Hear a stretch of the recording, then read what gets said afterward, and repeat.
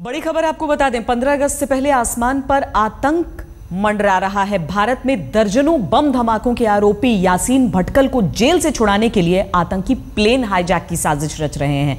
Bureau of civil aviation security के जरिए सुरक्षा एजेंसियों को भेजी चिट्ठी में सबसे बड़े आतंकी प्लान का खुलासा हुआ है।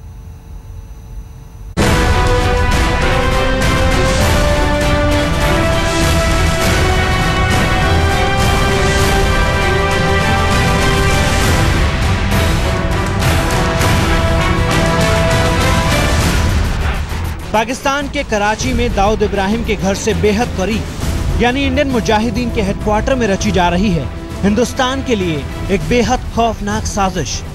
आतंक के मास्टर प्लान को आईएसआई के साथ मिलकर तैयार किया गया है। जी हां, रियाज भटकल और इकबाल भटकल के साथ मिलकर आईएसआई ने तबाही का खाका तैयार किया है। इंटेलिजेंस ब्यूरो की रिपोर्ट के मुताबिक भटकल बंधु हिंदुस्तान की जेल में बंद अपने चीफ कमांडर यासीन भटकल को रिहा करने के लिए विमान को हाईजैक कर सकते हैं। वो यासीन भटकल जिसने भारत में 2 दर्जन से ज्यादा बम धमाकों को अंजाम दिया है और देश को दहला कर रख दिया। पहले दाऊद इब्राहिम, फिर जैश-ए मोहम्मद के मौलाना अजहर मसूद और अब इंडियन मुजाहिदीन के भटकल ब्रदर्स। इरादा वही, भारत में एक बड़ी आतंकवादी घटना की साजिश रचना और सरकार को दबाव में लाना। Bureau of civil aviation security के जरिए 28 जुलाई को भेजी गई सीक्रेट चिट्ठी में चौंकाने वाला खुलासा हुआ है। इस चिट्ठी के मुताबिक यासीन भटकल को छुड़ाने के लिए भारत में किसी यात्री विमान को बंधक बनाया जा सकता है। हम आपको बता दें कि ये चिट्ठी एयरपोर्ट की सुरक्षा करने वाले केंद्रीय औद्योगिक सुरक्षा बल यानी CISF के मुखिया के अलावा देश के पुलिस प्रमुखों को भी लिखी गई है।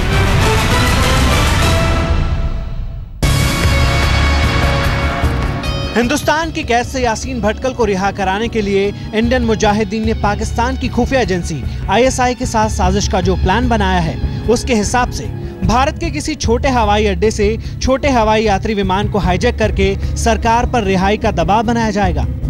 मुंबई और दिल्ली जैसे महानगर के हवाई अड्डों पर हथियारों के साथ हमला बोलकर घुसा जाएगा। इसके साथ ही किसी प्राइवेट विमान या हेलीकॉप्टर को भी हाईजैक करने का प्लान शामिल है।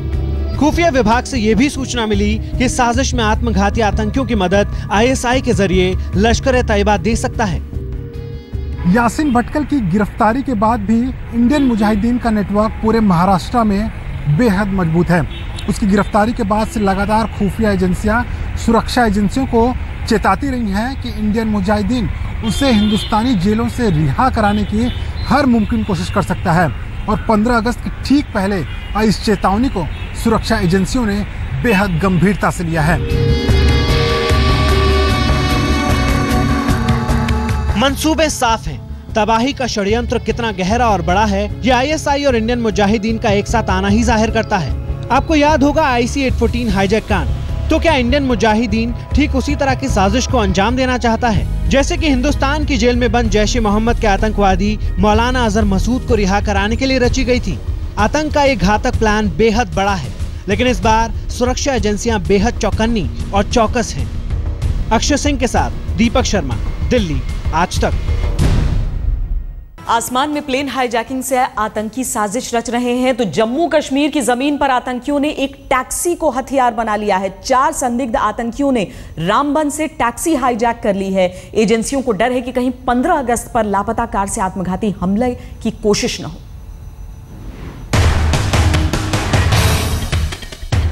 जश्न आजादी के पहले श्रीनगर में चप्पे चप्पे पर जवानों के बूटों की धमक गूंज रही है। 15 अगस्त पर खतरे की आशंका को देखते हुए पूरा श्रीनगर सुरक्षा के अभेद्य दायरे में बच चुका है, लेकिन रामबन से आ रही खबरों से सुरक्षा एजेंसियों के हाथ पांव फूल रहे हैं। बीती रात 4 संदिग्ध आतंकियों ने पंजाब के नंबर वाली एक टैक्सी को हाईजैक कर आतंकी खतरे की आशंका को बढ़ा दिया है। हम आपको बताते हैं कि आखिर कैसे एक टैक्सी आतंकियों के हाथ लगी। वाकया 11 अगस्त देर रात का है। PP 35T 4434 नंबर वाली टैक्सी लेकर रात करीब 1:30 बजे जम्मू से श्रीनगर के लिए रवाना हुए। टैक्सी ने थोड़ा सफर ही तय किया होगा कि बीच रास्ते में कश्मीरी जुबान में बात कर रहे 2 और लोग कार में आ थमके। इस तरह टैक्सी अब 4 लोगों से भर चुकी थी। गाड़ी रामबन के पास पहुंची थी कि चारों लोगों ने बंदूक की नोक पर ड्राइवर को गाड़ी से उतारा और उसे पेड़ से बांधकर अंधेरी रात में फरार हो गए। ड्राइवर से उसका फोन तक छीन लिया ताकि वो किसी को खबर न दे सके।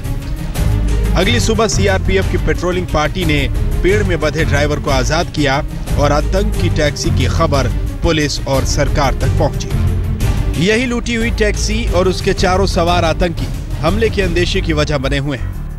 4 पैसेंजर्स थे। ड्राइवर ने कहा कि 2 पंजाब से निकले हैं और 2 कहीं बीच रास्ते में चढ़ गए हैं। लीड्स मिल रहे हैं, we are working on it. See ये तो कंजेक्चर है, like I said we are working on the entire thing. चारों फरार संदिग्धों और टैक्सी का अब तक कोई सुराग नहीं है, लेकिन पठानकोट के रहने वाले टैक्सी ड्राइवर करमवीर सिंह ने अपने बयान में कहा कि जम्मू से श्रीनगर तक का किराया 5,000 रुपए तय हुआ था। 2 लोग पंजाबी बोल रहे थे, बाकी 2 लोग कश्मीरी। उन्होंने रामबन के पास मुझे टैक्सी से फेंक दिया और कार के साथ भाग गए।